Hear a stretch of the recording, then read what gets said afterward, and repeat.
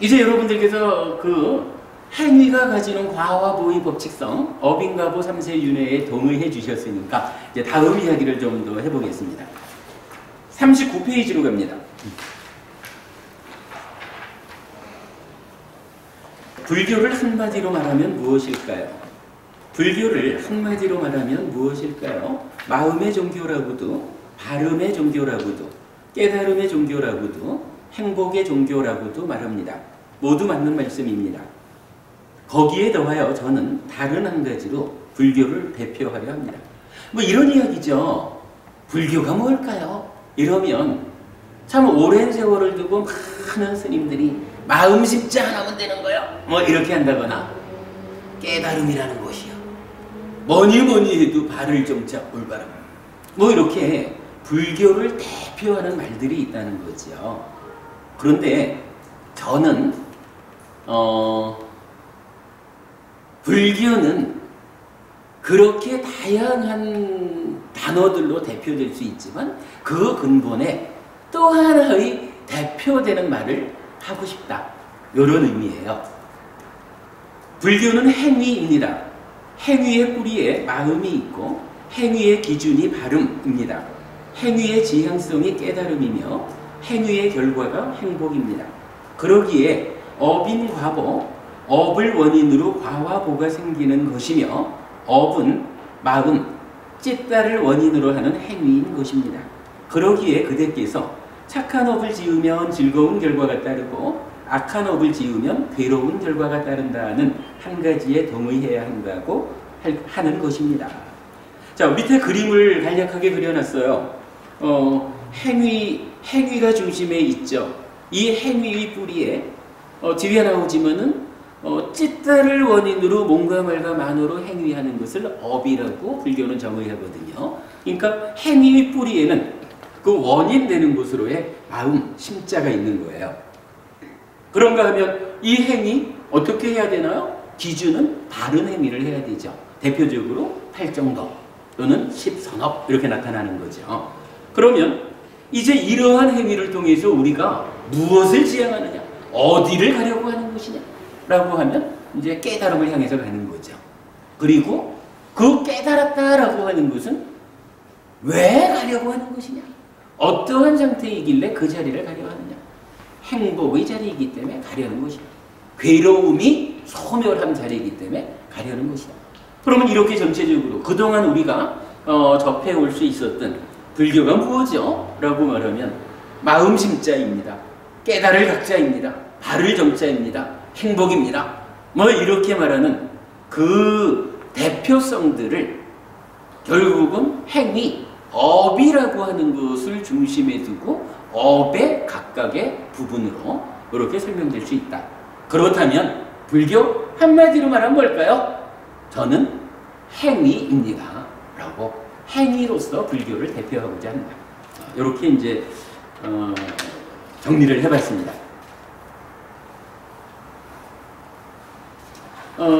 이렇게 이제 행위라는 것을 결국 그렇다면은 불교가 한마디로 행위라면 이제 불교 공부합시다라는 거 행위에 대해서 알아봐야 되겠죠. 업이라는 거. 뭐 좀 전에 보았지만 결국은 우리 삶의 문제를 푸는 거 어떻게 하나요? 신의 본능에 의지해서 푸는 거 아니죠. 행위가 가지는 과와 보의 법칙성에서 그 법칙성을 바르게 꿰뚫음으로써 행복을 만드는 행위를 내가 가한다. 이게 불교적으로 살아가는 삶이죠. 자, 그렇게 놓고 이제 그 업에 대한 이야기를 좀 보도록 하겠습니다. 여러분 그 교재로 보면 44페이지에 그림이 하나 있어요. 지금 그 40페이지부터 여기까지 그 과정에는 요 그림이 그려지는 과정 이야기, 경전적인 근거들 이렇게 나타나 있으니까 뒤에 보시고요. 일단 이렇게 이야기를 해보려 합니다. 우리가 산다라고 하는 거 어쨌든 행위하는 것이지요. 행위 어떤 것이 있나요? 몸과 말과 만어, 신구의 삼업 이렇게 말하는 거죠. 몸과 말과 만으로 행위를 하면 요 행위라는 것은 그 과화보의 법칙성에 의해서 어떠한 행위를 하느냐에 따라서 괴로움이 생겨날 수도 있고 괴로움의 소멸, 행복이 생겨날 수도 있다. 이렇게 말하는 거죠. 자, 요걸 놓고 이제 불교적으로 아주 중요한 질문을 하나 하는 거예요. 자, 산다는 것이 몸과 말과 만으로 행위하는 것이라면 이 행위는 그냥 몸과 말과 만으로 행위해서 괴로움이든 행복이든을 만드는 것일까? 아니면 요 행위의 이전에, 행위의 내면에 어떤 원인이랄 것이 있을까? 무언가가 원인이 되어가지고 몸과 말과 만으로 행위하는 것일까? 아니면 그냥 몸과 말과 만으로 행위하는 것일까? 요 부분에 대한 질문이 사실은 불교 공부의 시작에 있다. 이렇게 봐야 됩니다. 세상에는요, 여러 가지 그 주장들이 있어요. 그래서 사람들에 따라서는 어떤 사람은요, 그런 거 없습니다. 그냥 몸과 말과 만으로 행위합니다.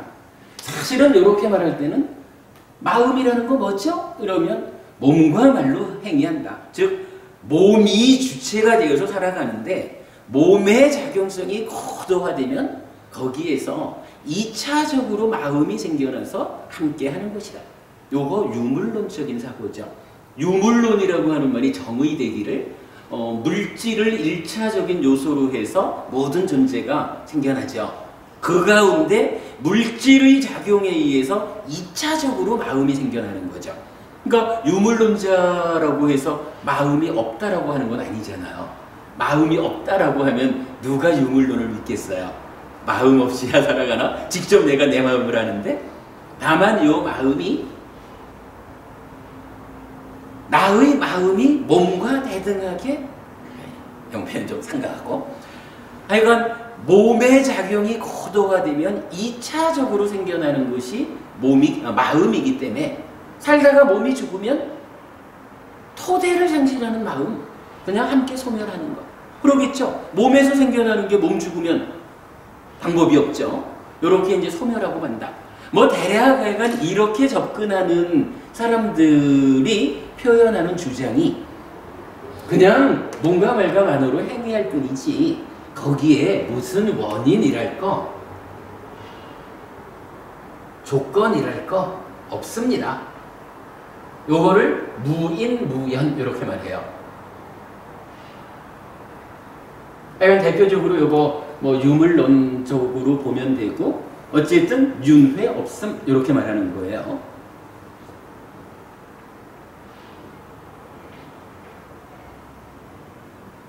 그런가 하면 어떤 사람들은요 아니야 이 몸과 말과 만으로의 행위는 원인이랄까 조건이랄까 하는 게 있습니다라고 말하는데 그 원인 조건이 무엇일까라고 하면 어떤 사람은요 어떤 사람은 권능을 가진 신이 있어서 신이 세상을 창조했습니다. 창조한 존재로서의 신이 있기 때문에 이 신은 창조된 우리들에 대해서 일체의 권능을 가집니다. 그러니까 우리가 살아간다라는 것은 창조, 신에 의한 창조를 원인으로 합니다. 요거 창조주인 신의 뜻에 의해서 우리 살아가는 겁니다. 내가 지금 이러한 행위를 한다고 해서 나를 탓하지 마십시오. 내가 이렇게 하려고 하는 거 아니고 신의 뜻이 나한테 시키기 때문에 시키는 그대로 그것을 원인으로 나는 몸과 말과 만으로 행위하는 겁니다. 뭐 요런 주장을 하는 사람들이 있다는 거죠. 실제로 우리 곁에 많이 있죠. 그런가 하면 또 어떤 사람들은 전생의 업이라는 게 있습니다. 전생의 업에 의해서 그 업이 가지는 어떤 결과라는 것 때문에 결과적으로 나는 전생에 요런 행위를 해서 그 결과로 생겨난 요러한 결과대로 나는 지금 살아가는 겁니다. 그러니까 지금 나보고 잘못한다라고 탓하지 마십시오. 내가 지금 나의 어떤 의지를 가지고 이런 행위하는 거 아닙니다. 전생의 행위에 의해서 결정된 그대로 나는 지금 살아갈 뿐입니다. 이렇게만 하는 거. 요거 전생의 업하고 요거 이제 결정되었다라고 하는 거죠. 결정론. 그래서 요거 이제 숙명론, 운명 이렇게 이제 표현하는 거죠. 대략적으로 보면 몸과 말과 만으로 살아간다, 행위한다라는 우리 삶을 놓고 세상에 많은 사람들이 자기들의 견해를 말하지만 대략적으로 무언가 원인이 있다. 그 원인 한 가지는 전생의 업에 의해서 결정된 거, 운명, 숙명 요거다. 어떤 사람들은 창조한 신이 있어서 신의 뜻에 의해서 살아간다. 그런가 하면 어떤 사람들은 그런 거 없습니다. 그냥 엄마 아버지 사랑의 결과로 몸이 생겨나면 몸의 자격이 고도화되는 데서 마음도 2차적으로 생겨나는 거고 그래서 한평생 살다 가는 거지 거기에 뭐 원인이랄 거 조건이랄 거 따집니까? 그런 거 없습니다. 해서 이렇게 그 세 가지의 경우로 사람들은 행위의 원인 이런 질문에 대해서 답을 하는 거예요. 근데 문제는요, 부처님은 여기에 대해서 이거 사실 아니다 라고 말해요. 외도의 주장경이라는 경전에서는 부처님 요렇게 세 가지로 말하는 외도의 무리가 있다 라고 외도라는 표현을 쓰셔요. 그런데 세 가지니까 삼종외도가 되죠. 삼종외도라는 말 여러분 많이 들으시는 거죠. 삼종외도의 자리가 요 자리예요. 우리가 또 그 육사외도라고도 알지만 육사외도는 좀 자리가 달라 보이고 삼종외도가 설명하는 자리가 경전을 보면 경전은 이렇게 설명을 해줘요. 행위의 원인 자리에서. 그럼 여기서 우리가 중요하게 보아야 되는 거 요 세 가지는요 부처님 가르침 아니에요. 부처님이 다른 사람들이 우리 삶의 현실을 모르다 보니까 이렇게 사실 아닌 이야기를 자기 생각대로 할 뿐이요. 요렇게 주장하는 사람은 경전은 그렇게 말해요. 계보에 오를 수는 있다. 그러니까 이러한 주장을 가르치는 일에 의해서 스승이라고 하는 어떤 계보를 만들 수는 있는데 그러나 이러한 세 가지를 원인으로 행해지는 행위는 사실 없다. 그러니까 이건 뭐예요? 말로는 가능한데 사실로는 이러한 행위는 없다. 이렇게 말하는 거죠. 그러면 우리가 행위가 가지는 과와 보의 법칙성 이런 측면에서 접근할 때 이 세 가지는 뭐예요? 남들이 행위에 대해서 잘 모르고 그냥 말할 뿐이지 사실 아니야. 요렇게 알아야 되는 거죠. 우리 저기 특히 이 여자분이 두 분 계시지만 그 두 분의 인텔리 여성이 계십니다만은 많은 여자분들이 때때로 어디 용화되매 하면서 잘 찾아다니죠. 두 분은 어떠신지 모르지만 그러나 어떠한 형태로든 무언가 전생의 업장이 어때서라든가 사주팔자가 어때서라든가 어떤 형태로도 과거의 어떠한 것들에 의해서 결정되어져 있는 무엇 이렇게 말하는 거 부처님 그거 말로는 가능한데 실제로 사주팔자 때문에 이렇게 잘못 사는 그거 현실 아니야. 만약 누군가가 잘못 살고 있다 그러면 사주팔자 때문에 잘못 사는 게 아니라 구체적으로 이제 부처님이 제시해주는 어떤 원인 그러한 문제 때문에 생겨나는 것이요. 이렇게 보아야 되는 거죠. 용한 집 찾아다니는 이런 일 불교 신자가 하는 거 사실은 창피한 일입니다. 자, 일단 삼종외도 세 가지는 사실 아니다라는 부분을 먼저 보고요. 그러면 부처님은요 때때로 누군가 어떤 이야기를 하면 그건 틀렸어 사실 아니야 이렇게 말하는 경우가 종종 있어요. 그런데 꼭 부처님은요 참 친절해요. 그거 사실 아니야 라고 부정하고 끝내는 사람이 아니에요. 부처님은 이것이 틀렸다 라고 말하실 때는 반드시. 그렇다면 올바른 것은 무엇인가? 어떤 것이 사실인가? 이걸 가르쳐줘요. 이 자리에서도 이 세 가지가 바깥길, 내 가르침 아니야? 사실 아니야? 이렇게 말하시면 이걸로 끝내지를 않아요. 외도의 주장경은 세 가지를 말하고 나머지 사성제라고 하는 다르게 이제 그 가르침이 연결되는데, 결국은 이제 그런 가르침들이 연결되어서 해석하면 이제 또 다른 경전을 통해서 부처님은 이 자리에도 직접적인 답을 줘요. 부처님, 몸과 말과 만호의 행위에 원인이 있습니다. 원인이 무엇입니까?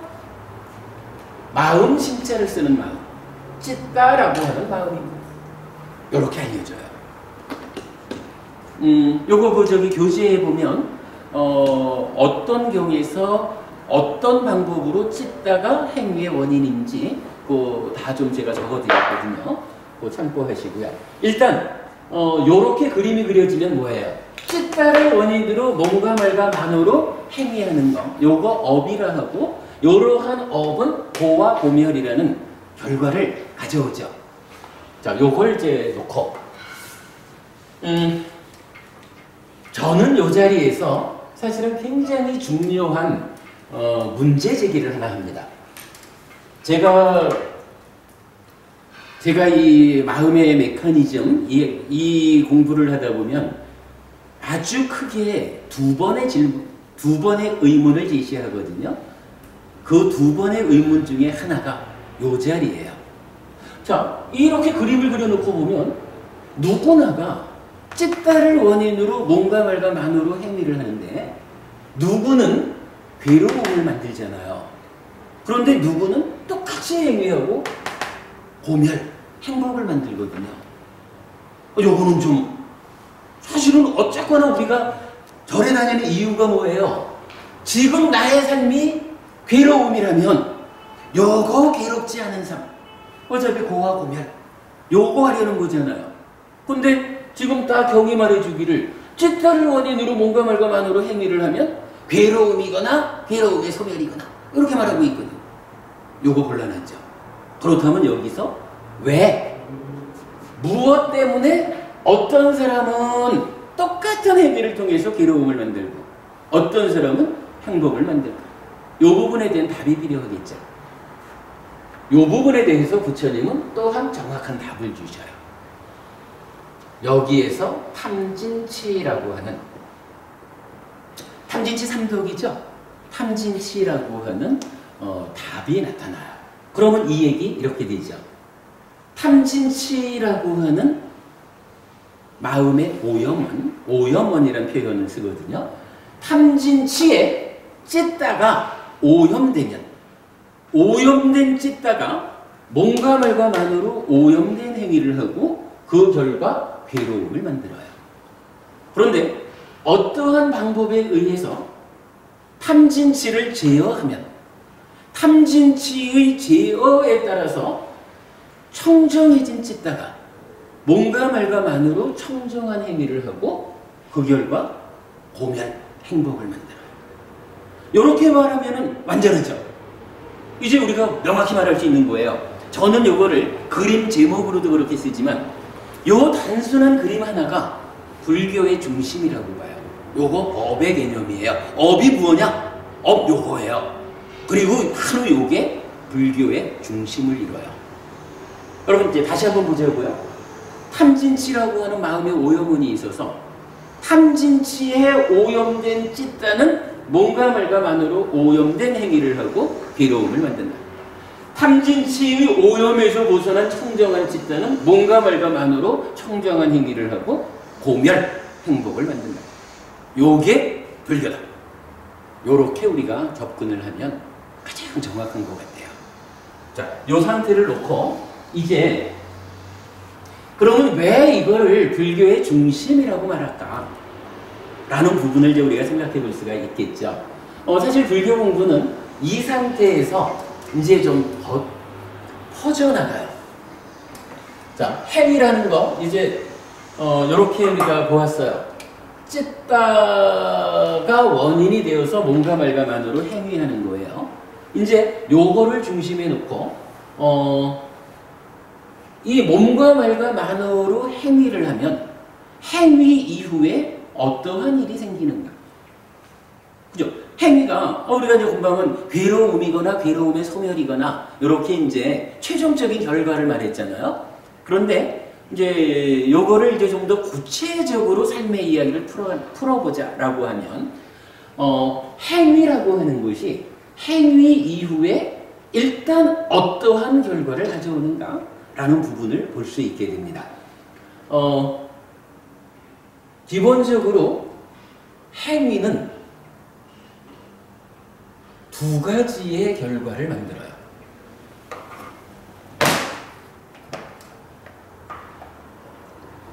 상이라고 하면 요거 색수상, 인식, 오온 중에 상이죠. 그리고 요거 인식, 지각 이렇게 보지 말자 그랬죠. 요거 내면에서 개입하는 경향성이에요. 내가 파란 안경을 쓰고 대상을 볼 것인가, 빨간 안경을 쓰고 볼 것인가, 거기에 따라 달라지는 이런 경향성을 상이라고 하죠.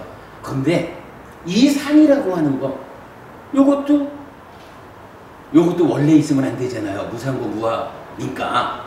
그러니까 어디선가 오는 거거든. 요 상이 어디에서 오는 것인가 하는 것을 마음의 메커니즘에 가장 최근에 풀었어요. 요거 행위에서 와요. 뒤에 우리가 자세히 보기로 하고. 일단은 그래서 행위가 상을 잠재한다라고 하는 한 가지 측면이 있고, 그 다음에 또 한 가지는 식을 머물게 한다라고 하는 측면이 있어요. 존재경이라는 경전에서 보면 몸과 말과 만으로 행위를 하는데, 이 행위가 욕계 중생 수준의 행위를 하면, 달리 말하면 뭐죠? 몸 바꿀 것에 대해서 내꺼 하려고 하는 요런 행위를 하면 요거죠. 그런 행위를 하면 식이 욕계에 머문다. 머문다라고도 하고 번역에 따라서 확립된다라고도 하고 그러는 거지만, 어쨌든 하여간 행위가 오염되어 있다. 욕계 수준의 오염이 행위되면 식이 욕계에 머문다. 이렇게 알려져요. 색계 수준의 행위를 하면 식이 색계에 머물고, 무색계 수준의 행위를 하면 식이 무색계에 머문다. 이렇게 식이 머문다라고 하는 하나. 그래서 행위는 일단 요 두 가지의 결과를 맺어요. 물론 이제 상이 잠재한다라는 거 우리가 이제 좀 더 내면의 이야기로 연결이 될 거고, 식이 머문다라고 하는 거 요거 역시 또 다른 어떠한 상황으로 연결이 되겠죠. 이렇게 이제 보면 되겠고, 그러면 찢다가 뭔가 말과 만으로 행위를 했더니 행위 이후 이야기는 대략이 돼요. 그러면 요걸 중심이다라고 말하려면 요거 앞에 이야기도 좀 봐야 되겠죠. 찢다는 뭘까? 찢다 일단 마음이잖아요. 그리고 지금 보니까 뭔가 말과 만으로 행위하는 것이 우리 삶인데, 이 행위가 그냥 행위하는 것도 아니고 신의 뜻에 의해서 행위하는 것도 아니고 결정된 행위를 하는 것도 아니죠. 찢다를 원인으로 행위한다라고 해서 요 세계를 잡았거든요. 그러면 이제 이렇게 원인이 되는 찢다라는 것은 사실은 우리 삶의 가장 중심 자리를 차지하고 있다. 이렇게 보아도 좋을 거예요. 그러면 이제 요 찢다에 대해서 무엇일까라고 하는 측면을 저는 두 가지로 보려고 그럽니다. 한 가지는요, 요 찢다라는 거 일단 마음이잖아요. 사실은 요 마음이라는 이야기를 할 때 우리가 정말로 눈여겨봐야 되는 거, 사람들은 윤회라는 말을 하면 또 고리타분하게 윤회 이렇게 좀 윤회라는 부분을 조금 이래 배관시해서 보려는 사람들이 있어요. 특히 과학이 발전해 갈수록 이제 윤회라는 게 본래 불교 교리에 있는 건가? 불교가 인도에서 생겨난 거다 보니 인도 사회에 있든 브라만교, 힌두교 이쪽에 인도 사회에서 알려진 사람들이 믿어오던 그 윤회라는 것을 불교가 받아들인 것뿐이지, 윤회가 뭐 불교 부처님 가르침인가? 이렇게 말하는 사람들이 제법 있어요. 사실은 불교계에서 아주 유명한 뭐 강사들, 출제가 막론하고 아주 유명한 분들도 사실은 윤회에 대해서 이런 입장으로 말하는 분들을 저도 보았어요. 그런데 사실은 이거 안 그래요.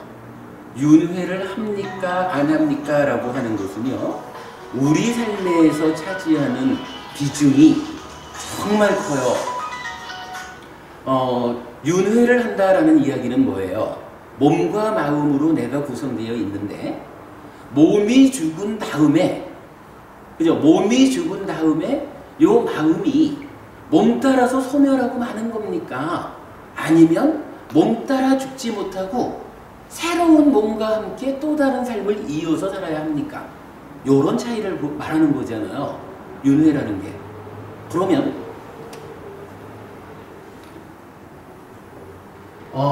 단순히 윤회를 안다라는 데서 끝나지 않고 삶이라는 거, 행위라는 측면하고 우리가 연결을 해볼 수 있는데, 만약에 말입니다. 어떤 사람들이 말하듯이 윤회 없어. 마음이라는 거 몸 죽으면 끝나고 마는 거야. 소멸해. 요게 사실이라면, 사실은 우리가 사람들한테 5계를 지켜야 합니다. 10악업을 지으면 안 됩니다. 라고 말할 수 있는 명분이 사라져요. 만약에 말입니다. 실제로 죽으면 끝이다. 다음 생이 없다. 라고 하면 우리가 잘 사는 방법이 뭐냐 하면요, 들키지만 않을 수 있으면 지금 남을 찔러 죽이고라도 내가 갖고 싶은 거 가져야 돼요. 들키지만 않을 수 있으면 훔치고 바람도 피고 할 거 다 해야 되거든. 왜? 죽으면 끝인데 어차피 이 몸으로 사는 동안 잘 살아야죠. 이 몸 죽고 나면 다 소멸하고 마는 건데, 거기에 악업이 어디고 선업이 어딨어. 요거 남의 눈에 들키면 그것 때문에 잡혀가서 제한된 삶을 살아야 되니까, 그거는 피해야 되니까 어떻게든 남의 눈에 들키지 않는 그 범위 안에서 해야 되는 거지. 정말 윤회가 없는 게 사실이라면 우리가 누구한테도 5계를 지키십시오. 착하게 살아야 합니다. 더불어 살아야 합니다. 선업을 지어야 됩니다. 이 말을 명분이 없는 거예요. 그거는 한 번뿐인 자기 삶을 남을 위해서 낭비하라라고 가르치는 그런 꼴이 될 수 있거든요. 그런데요, 만약에 윤회하는 게 사실이라면 이건 좀 얘기가 달라져요. 이 몸으로 살다가 몸이 죽어도 마음은 따라 죽지 못하고, 물론 뭐 변화하죠. 변화하는 가운데 새로운 몸과 함께 다음 생을 또 이어서 살아가야 한다면, 지금 이렇게 생각하고 있는 요 마음도 나지만 죽은 다음에 새로운 몸과 만나서 살아가는 그때의 그 마음도 내 마음이 조금 변한 거거든. 내 마음이 몇십 년 변해 있는 상태가 그거거든요. 우리가 50년, 제 기준으로 보면 한 50년쯤 전에 그 커올리고 있을 그때도 나였고, 지금 50년이 지나서 지금도 나거든요. 몸도 변하고 마음도 변했지만 어쨌든 그 몸의 변화 과정의 연장선, 그 마음의 변화 가운데 연장선으로 지금 내가 살아가는 거거든요.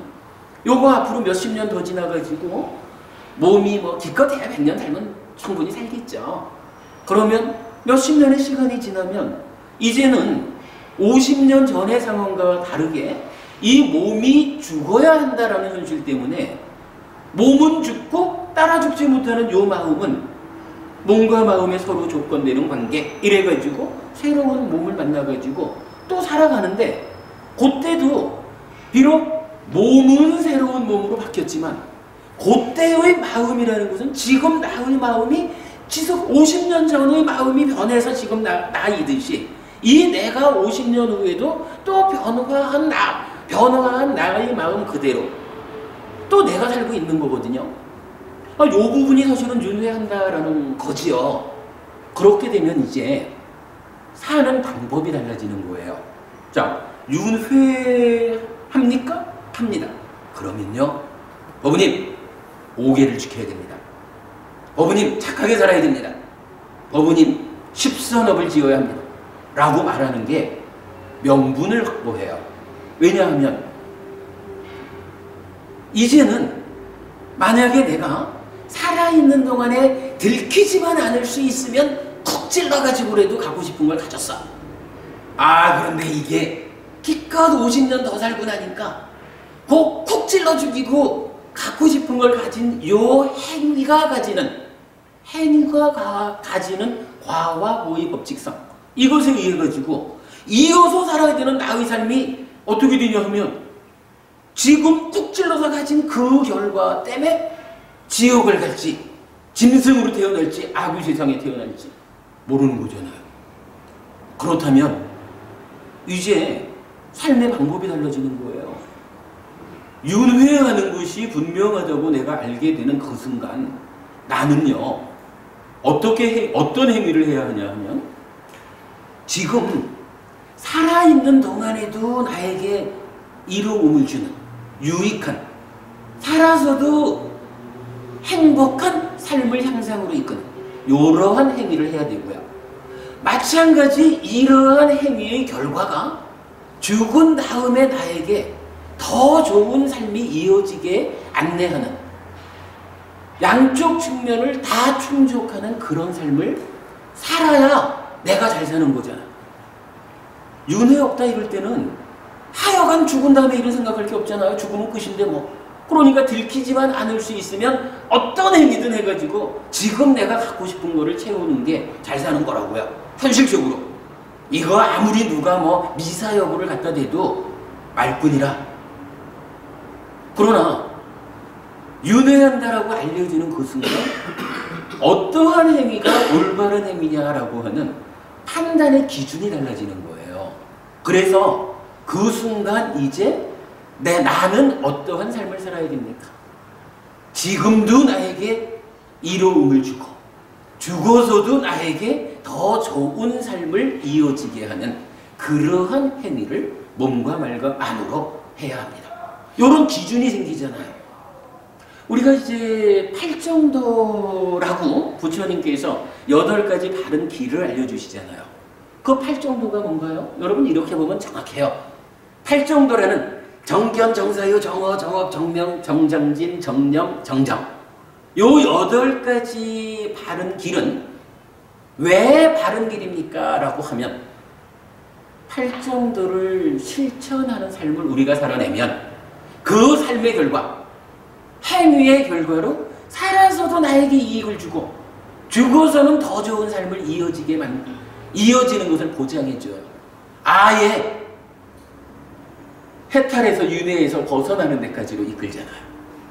팔정도가 그거가 우리가 불교 신자가 팔정도를 배워 알고 실천해야 하는 이유가 오직 팔정도가 알려주는 그대로만 내가 실천해내면 살아서도 행복을 주고 죽은 다음에는 더 좋은 삶을 나에게 보장해 주는 거라. 그러니까 팔정도를 닦는 거죠. 팔정도를 우리가 실천하는 거죠. 여러분, 요거 찌따란 무엇일까? 라는 요 말을 할 때 몸 따라 죽지 않는 것이다 라고 보는 요거가 윤회라는 말로 대표되지만 우리 삶을 설명하는, 그래서 내가 지금 어떠한 삶을 살아야 합니까? 라는 데 대한 명확한 답을 주는 아주 중요한 한쪽 요소인 거예요.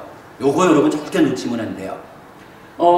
윤회, 달리 말해서 이 마음이라는 것은 몸 따라 죽지 않는 거, 요 얘기죠.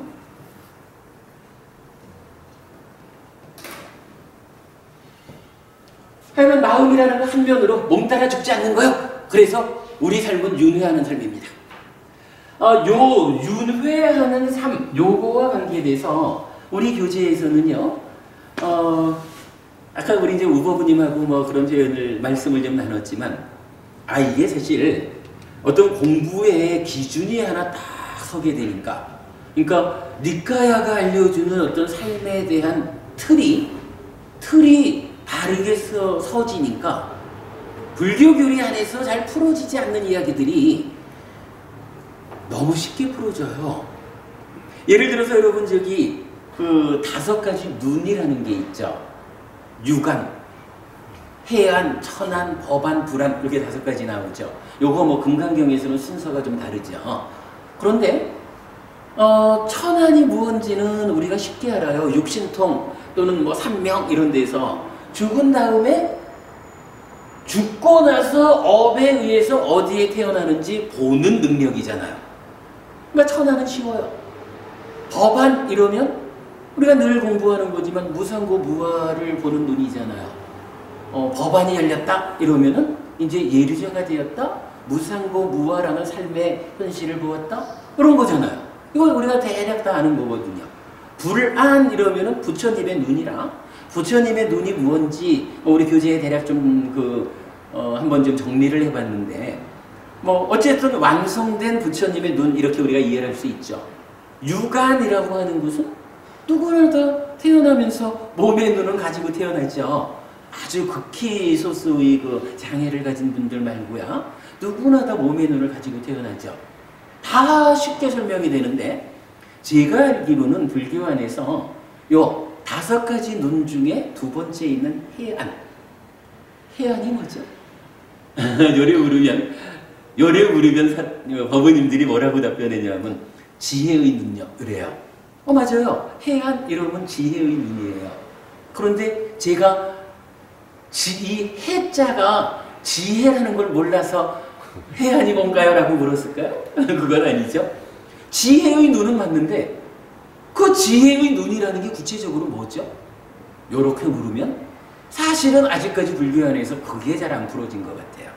그런데 그 부분이 이러한 삶에 대한 이야기가 총괄적으로 포괄적으로 설명되다 보니까 설명이 되더라고요. 바로 이거예요. 해안 마음이 몸 따라 죽는 것이 아니라서 몸이 죽어도 따라 죽지 않고 윤회한다라는 요 몸과 마음의 관계에 의한 윤회하는 삶의 현실을 보는 것. 요거 해안이에요. 이 해라고 하는 것을 경전에서는 일어나고 사라짐을 행한다. 그래서 어떤 고정되게 상한 것이 아니고 무상한 것이다. 요 무상하다 하는 것을 일어나고 사라짐으로 말하죠.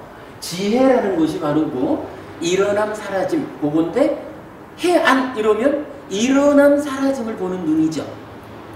요 부분을 이해를 했어요. 이런 이야기예요. 우리가 태어난다라는 건 뭔가요? 다양한 조건들이 결합하니까 이제 나라고 하는 금생의 나라고 하는 하나의 존재가 일어나는 거, 요거 태어난다고 하죠. 살다 보면 다양한 조건의 개입 때문에 이 나라고 하는 존재로서의 삶이 사라지죠. 해체되죠. 요거 죽는다 하죠. 윤회한다는 게 말이죠. 태어나고 죽고 태어나고 죽고 요걸 반복하는 거잖아요. 요거 거시적인 측면에서 보면 조건들의 결합에 의해서 삶이 일어나고 조건들의 조건들의 해체에 의해서 삶이 사라지고 조건들의 결합과 해체에 의해서 삶이 일어나고 사라지고 일어나고 사라지고 요거를 반복하는 것을 우리는 삶에 대한 이야기다 보니까 태어나고 죽고 태어나고 죽고 요렇게 표현하는 거. 해안이라고 하는 거 왜 윤회를 보는 것이 해안입니까? 태어나고 죽는다는 거 요것이 바로 조건들의 결합과 해체에 의해서 나라고 하는 존재가 삶이 일어나고 사라지고 일어나고 사라지고 요거를 반복한다. 언제까지? 해탈에서 열반을 실현할 때까지 윤회에서 벗어날 때까지 요거 타당하죠? 요거 회피설법회가 풀어낸 중요한 성과 중에 하나입니다. 사실은 뭐 이 오안이라고 하는 거가 니까야에서 사실 그렇게 뭐 강조되어 나오는 건 아니에요. 5가지 눈이 함께 나오는 경우가 없어요. 거의 뭐 전혀 없어요. 그러니까 니까야 군데에서 이렇게 5가지 눈이 나타나는데 사실은 이제 뭐 금강경에서 그 부분이 이렇게 나타나서 그러겠지만 오안, 5가지 눈이라는 것을 불교 신자들이 굉장히 관심 갖는 교리잖아요.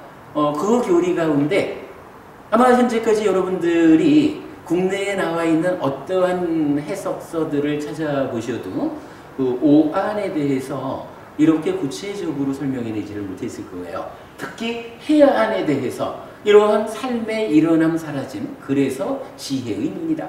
요거 보완하지를 못했을 거예요. 시간이 많이 갔네요. 오늘은 저기 찌따의 2가지 측면 중에 요 한 가지, 요 얘기까지만 마무리를 지을게요. 자, 그러면 눈이라는 게 일단 육안에서 해안으로 갔죠. 해안, 윤회하는 줄 알았어요. 그럼 윤회하는 줄 알았는데 뭐 이건 뭐 배워서 알든 어떻게 알든 하여간 윤회하는 줄 알았어. 그랬는데 그 다음에 또 한 가지의 어떤 과정을 말할 수 있어요. 윤회하지. 맞아. 윤회해. 그런데 그거 윤회하는 거 확실해? 라고 만약에 누가 묻는다면 이제 우리가 수행을 해가지고요. 제4선의 평정위에 가서 찌따라고 하는 요 마음이 자기 본연의 활동성을 드러내기 시작하면 이제 뭐 육신통으로 갈 수도 있고 삼명으로 갈 수도 있고 몇 갈래 길이 있죠. 그 중에 육신통에서는 5번째의 신통이 뭐냐 하면 천안통 이래가지고 죽으면 살아있는 동안의 업의 힘에 의해서 어디에 태어나는지를 직접 본다는 거예요. 경에서 어떻게 비유하냐 하면 사거리에 서가지고 요쪽에서 오던 사람은 저쪽으로 가고 저쪽에서 오던 사람은 저쪽으로 가고 그거 우리가 볼 수 있잖아요. 사거리 중앙에 서 있으면. 마치 천안통이라는 게 그렇다는 거예요. 저 사람은 저기서 살다가 사는 동안 저렇게 살더니 짐승의 세상으로 가는 거예요. 저 사람은 저기서 사는 동안 그렇게 살더니 하늘에 태어나는 거예요. 이걸 직접 본다는 거예요. 그게 천안이라는 거예요. 천안통 또는 삼명으로 말할 때는 천안명 이렇게 나타나죠. 그러니까 요거 해안에 의해서 참으로 내 마음이 몸 따라 죽지 않고 윤회하는 거구나. 이렇게 아는 상태에서 이제 직접 눈으로 보는 거예요. 보는 다음에야 그거 뭐 의심할 게 있겠어요? 요거 천안이라. 그리고 나면 만약에 말입니다. 근데 우리가 일단 육안, 해안하고 천안까지를 얻었어요. 여기까지 가고 멈춘다면 사실 저는 이렇게 말하고 싶어요. 우리가 수행을 잘 해가지고 해안도 얻고 천안도 얻었어. 그런데 여기서 멈추면 요거 불교 신자 아니라고 봐야 돼요. 물론 이제 과정이니까 그러겠지만 불교 신자라고 말하기가 곤란해. 어쩌면 요 상태는 힌두교 신자라고 말해야 될 거예요. 왜냐하면 아까도 우리가 계속 반복하는 거지만 지금 여기서 몸 따라 죽지 않는 요 마음을 두고 어떻게 표현하냐 하면 야 참으로 이렇게 완전하고 멋있는 이렇게 귀한 마음이 몸에 의지하고 묵혀있구나. 요렇게 모아가지고 사실은 몸에 종속되지 않은 마음, 이 귀한 마음 요렇게 보는 게 몸 따라 죽지 않는 마음. 이래서 윤회하는 거 요걸 본 거란 말이에요. 요게 해안이거든요. 무색해와 관계되고 이제 이런 이야기예요. 경전에서는 요거 어떻게 비유를 하냐 하면 유리로 되었고 그러니까 팔각형이고 유리로 되었고 잘 다듬어졌고 요 귀한 유리 보석이 검은 실, 갈색 실 이런 실들에 의해서 뚫뚫뚫뚫 말려져 있어. 귀한 마음이 요런 갈색 실, 황색 실 요런 그런 실에 비유되는 요런 거친 몸에 의지하고 묶여 있는 거예요. 종속되어 있는 거예요. 그렇게 보았기 때문에 에고 내가 까진 몸에 묶이냐 이래가지고 몸 따라 죽지 않는 마음 그거 해안이거든요. 그러한 해안 상태에서 천안은 확인만 하는 거잖아요. 그러면 이 상태에 머문다 그러면 이거 힌두교에서 말하는 사실은 이 마음이 뭔지 알아? 창조주 하나님 브라흐마가 창조하고 나서 자기를 나누어서 들어간 아트만 바로 그거예요. 이 얘기하고 다를 게 없잖아요. 왜? 아트만이라는 상락아정의 특성을 갖는 그 귀한 마음을 붙잡고 있는 거잖아요. 그죠? 윤회한다라고 하는 거는 힌두교에서도 윤회한다고 하는 거잖아요. 그러면 이제 우리가 참으로 불교 신자가 되려면 어떻게 가야 되나요? 이런 무색계로 설명되는 몸에 묶이지 않은 귀한 요 마음, 달리 말하면 참으로 요 마음이야말로 나의 자아지라고 요렇게 묶이는 오치원 요거죠. 오늘 불교 신자는 거기에서 멈추면 안 되죠. 결국 우리는 오치원에서 벗어나서 해탈로 가야 되잖아요. 이 해탈하는 삶이란 뭔가요? 사실은 단순한 거라. 이러한 몸 따라 죽지 않는 요 마음이 아뜸한 그거 아니요. 그거는 존재에 대한 오해로의 중생들의 현상이고 사실은 뭐냐 하면 무상고 무아야. 요거잖아요. 어차피 찢다라는 이 마음도 하나의 존재고 열반 아닌다며야 무상고 무아인 거잖아요. 그죠? 그러면 이제 우리가 공부를 통해서 수행을 통해서 참으로 이 마음도 그 본질은 무상고 무아다. 요걸 보완해야 되죠. 그걸 보는 걸 뭐라 그래요? 법안이 열렸다라고 말하는 거죠. 예리유자를 실현했다라고 말하는 거죠. 그래서 이제 해안천안에 이어서 법의 눈이 나타나는 거예요. 타당하죠, 여러분?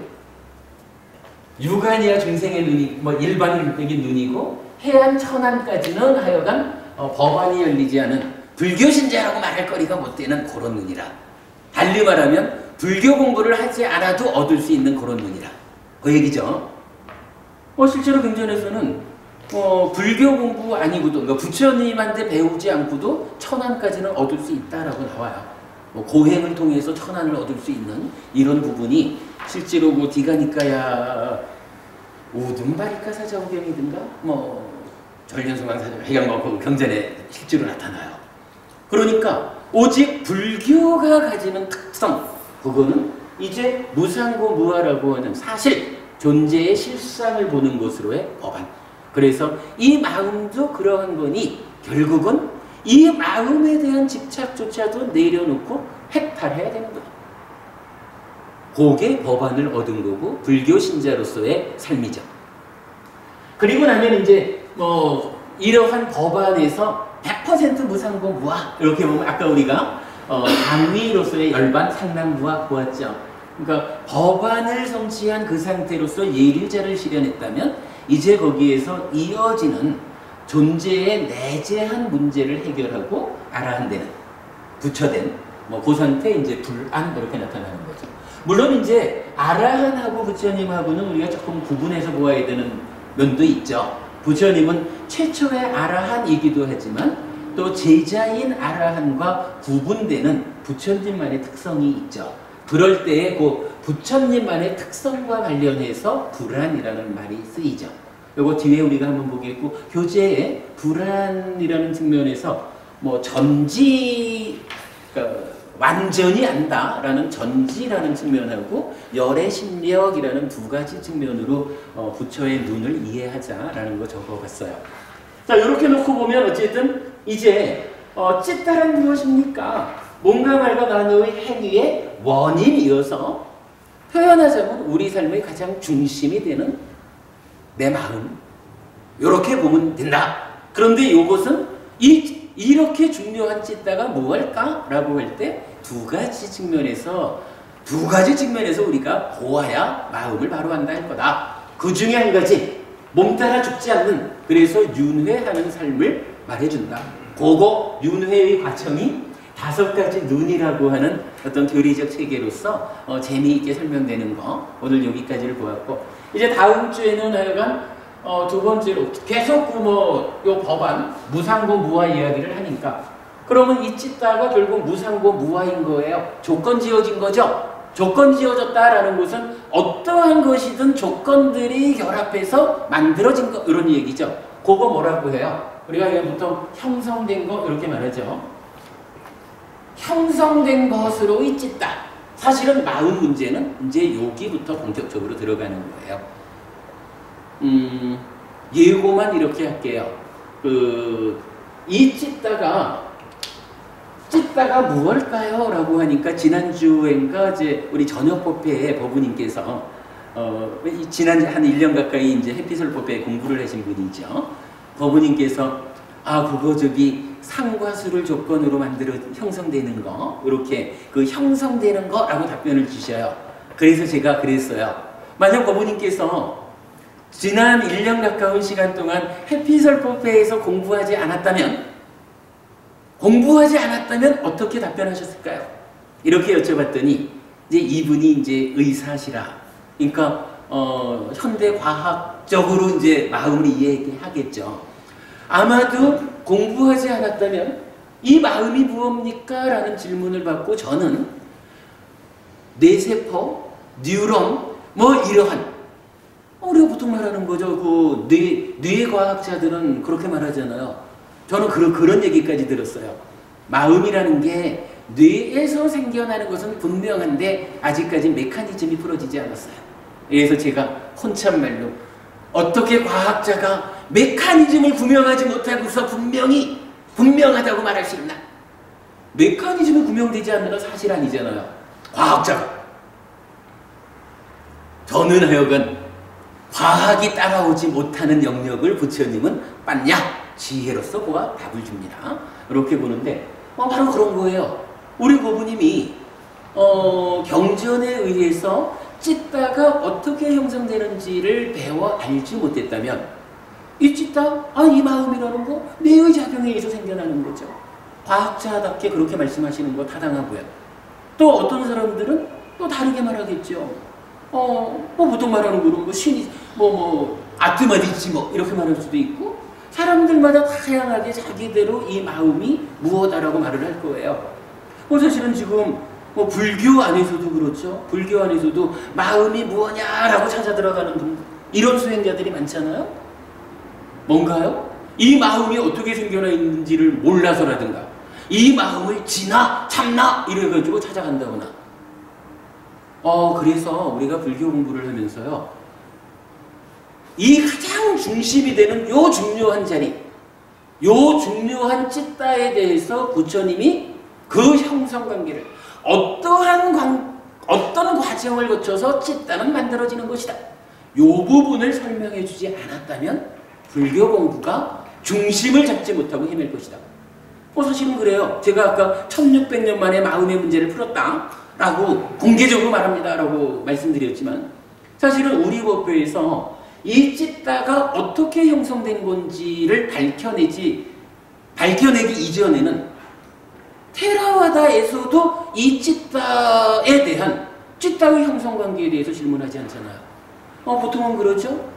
이 찢다 윈야나하고 같은 거 이래가지고 대상을 아는 거 이래 갖다 놓지 이 찢다의 형성관계 누가 그 부분을 질문하냐고요. 근데 이 찢다가 이렇게 불교의 중심, 삶의 중심에 있는데 무상고 무아라고 하는 이 사실이 이게 불교라면 이 찢다의 형성관계가 밝혀지지 않고 어떻게 부처님 가르침의 그 근거를 우리가 가지고 말할 수 있느냐. 사실은 찢다의 형성관계는 불교 공부 중에 가장 중요한 거다. 그래서 아까 제가 두 가지 의문 질문한다고 그랬죠. 하나는 여기서 탐진치 찾아낸 거고 두 번째 질문이 뭐냐 하면 바로 요거예요. 찢다는 어떻게 형성된 것일까?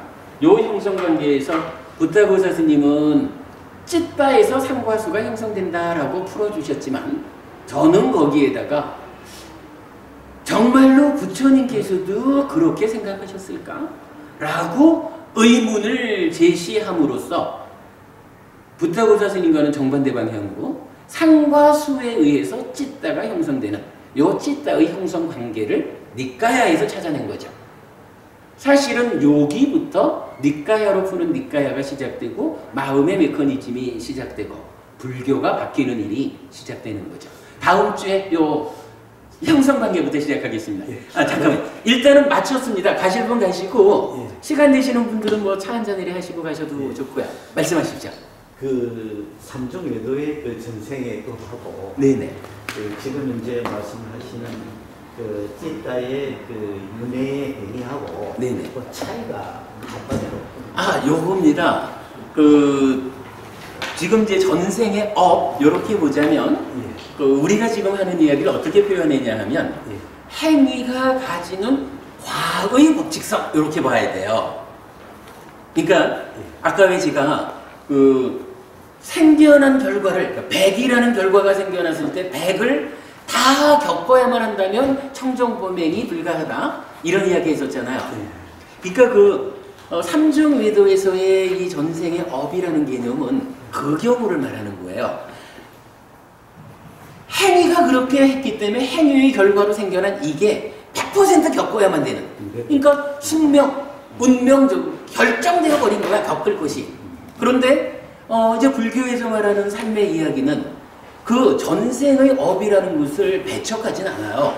다만 그게 지금 내 삶의 전부가 아니라 지금 내 삶의 일부, 하나의 조건으로 개입하고 이제 그 행위가 가지는 가와 보의 법칙성이라는 부분에서 이 보가 만들어지기 위해서 과거, 아까 말하자면 한 움큼의 소금이라는 결과가 생겼으면 이거를 내가 지금 어떠한 행위를 하느냐라는 하나의 조건, 거기에 제가 이제 그 동영상 좀 참고하십시오 그랬지만 지금 내 삶에 관계하는 다양한 조건이라는 또 하나의 조건, 이래가지고 과거 하나, 현재 둘 요런 관계에 의해서 생겨난 결과가 바뀌어가지고 내가 겪는 거잖아요. 그러니까 부처님이 말하는 그 전생의 업이라는 것은 삼정궤도다라는 요 얘기는 하여간 우리 삶이 전생의 업 하나만을 조건으로 결정되는 게 아니라 우리는 그 전생의 업도 관여를 하지만 거기에 현재를 구성하는 행위와 조건 요 두 가지가 함께 해가지고 나의 현실적인 삶이 있다. 이렇게 요 차이예요. 이미 찌따는 이미 그 자기도 모르는 세계에서 이미 저장된 그 의식 아닙니까? 찌따는. 그 부분은요. 예. 저기 다음 주부터 우리가 이 이야기를 좀 본격적으로 하면서 말을 했죠. 왜냐하면은 요 찌따라고 하는 게 사실은 요 찌따는 지금 이 순간 대상을 보아서 알았으면 과거의 과정 동안 생겨난 마음하고는 별개로 이 과거의 마음이 지금 감각 주관이 되어가지고 새로운 마음 하나를 새끼쳐요. 새끼친 요 마음이 내면적으로 우리가 다음 주부터 할 내면의 이야기의 과정을 그 인식 과정을 새끼쳐져 만들어진 식이 인식작용의 주체가 되어가지고 내면의 이야기를 거치고 그리고 남은 요게 찌따라는 형태로 그 이름을 바꿔가지고 행위하는 거거든요. 그러니까 엄밀하게 요 찌따라는 것은 과거 삶의 누적이 아니라 과거 삶의 누적에 의해서 지금 이 순간 만들어진 새로 새끼쳐진 마음의 한 과정이라. 그럼 위단이하고 차이가 좀 어떻게 되는 겁니까? 삿기를 할 때는 찌따도 삿기를 한다는 거예요? 아니 그러니까 이제 그 부분이요.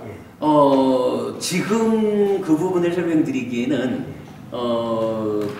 단편적인 답변으로는 좋지를 않아요. 그래서 어차피 이제 그 다음 주에 이 형성관계를 들어가면 이 찌따의 형성관계에서 바로 민야나가 나타나고 그럼 이 민야나의 형성관계를 위해서 내입처 외입처에서 만호가 다시 나타나고 그래요.